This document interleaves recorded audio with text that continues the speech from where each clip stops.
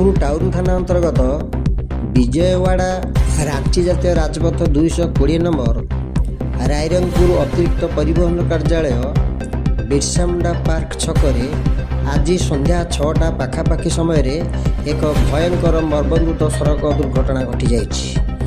रायरंगपुर तिरिंगी आड़ को जाउथुवा एक बाइक सामना पटू आसुथिबा पिकअप भ्यान सह मुहांमुही हेबा फଳରେ घटनास्थल में बाइक टी जली जाइथिला बेले पिकअप भ्यान टी क्षतिग्रस्त हो जाइछि। घटनास्थल में बाइक चालक एवं आरोही रास्ता रे छिटिकी पड़ी रक्त जुड़ुड़ू अवस्था पड़ते सेमानंकु तुरंत रायरंगपुर हॉस्पिटल को अणा जाइथिला। डाक्तर मृत घोषणा करथिले। मृत 2 जण हेले तिरिंग थाना अंतर्गत जिरे ग्रामर आकाश मुर्मू एवं विश्वनाथ सोरेन। रायरंगपुर टाउन थाना अधिकारी सुरेंद्र महालिक घटनास्थल में पहुंची गाड़ी 2टी को जबत करने सह घटना तदंत करुछंती।